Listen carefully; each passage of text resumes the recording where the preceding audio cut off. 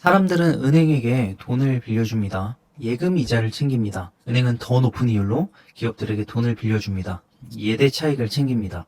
기업들은 빌린 돈을 굴려서 사업을 합니다. 이자율보다 높은 이익을 챙깁니다. 그러면 저축하는 것보다는 은행 주식에 투자하는 것이 낫고 은행에 투자하는 것보다는 기업들에 투자하는 것이 낫다라는 논리가 성립된다고 합니다. 단순해 보이지만 완벽해 보이는 이러한 이론은 신사임당 채널에서 졸리 선생님이 실제로 한 말입니다. 마치 경제학 서적에 나오는 것 정도의 완벽한 이론 같아 보이는데요. 그런데 자세히 봐보면 그 얘기는 거짓말임을 알 수가 있습니다.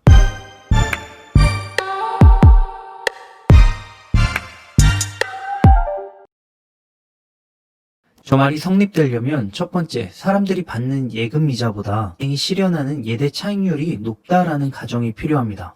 둘째는 기업들의 순이익이 은행의 예대 차익보다 높아야 한다는 가정이 필요합니다. 즉, 이러한 두 가지 가정 없이는 절대로 주식을 투자하는 것이 예금보다 좋다, 우월하다 말을 할 수가 없습니다. 경제 확장기에는 전반적으로 예금 이자보다 예대 차익률이 높고 예대 차익률보다 기업들의 순이익이 높고 할 수가 있겠는데 경제가 괜찮은 경우가 아니라면 저 말은 틀린 말일 수 있다는 것입니다. 경제 호황기에는 졸리 선생님이 앞서 말한 저러한 논리가 성립될 수 있기 때문에 주식에 투자하면 돈을 벌 확률이 상대적으로 높아집니다.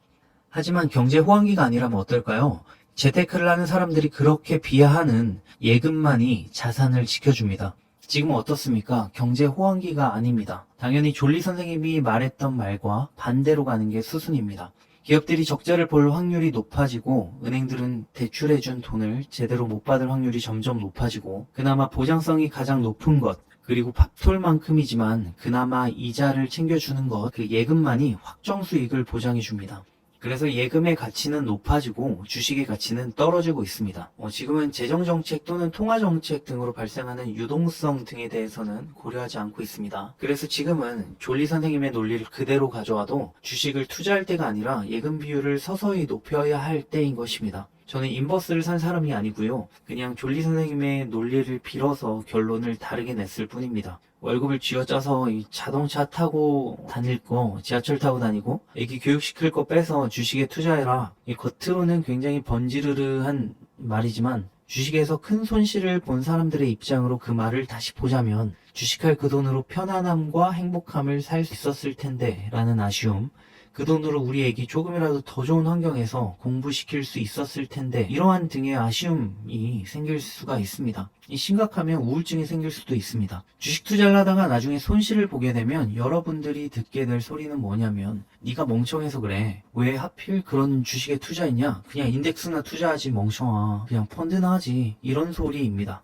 주식하라고 떠민 사람들이 수익률까지 책임져 주지 않습니다. 절대로. 주식시장은 80% 이상은 돈을 잃게 되어 있습니다. 상승과 하락을 반복하는 그렇지만 우상향을 하는 종목을 가정하고 이런 회사를 똑같이 투자한다고 가정을 해도 어떤 이는 돈을 벌고 어떤 사람은 돈을 잃는 게 주식시장입니다. 그리고 그 어떤 전문가도 높은 확률로 돈을 버는 방법을 가르쳐주지 못합니다. 사람들에게 주식하라고 떠미는 졸리 선생님도 주식시장에서 확률 높게 돈 버는 법을 가르쳐준 적이 없었습니다. 메리츠 코리아 펀드를 통해 투자자의 돈을 불려주었는가? 그것도 못했습니다. 2016년 펀드 설정한 후에 아직까지 수익률이 마이너스이기 때문입니다. 제가 이런 얘기를 굳이 하는 이유는 이 주식을 할 생각도 없는 사람들에게 주식을 해야 한다는 당위성을 심어주는 것까지는 오케이. 근데 이상한 논리를 펴서 사람들을 너무 현혹되게 만드는 것이 보기가 싫었기 때문입니다. 주식을 안 하는 제 동생 같은 사람들이 뜬금없는 피해자가 되기 좋을 것 같다는 생각이 들었어요. 이 돈 벌기가 쉽다는 환상을 심어주고 주식을 시작하게 만드는 거죠. 돈 놓고 돈 먹기가 그렇게 쉬운 것이 아닙니다. 절대로. 주식은 열심히 하지 않으면 안 됩니다. 적어도 저처럼 평범한 사람들에게는 그래요. 열심히 하지 않으면 안 하는 것보다 좋을 리가 없습니다. 담원이설을 통해 사람들을 현혹시키는 거는 쉽습니다. 하지만 그 다음부터는 각자 도생입니다.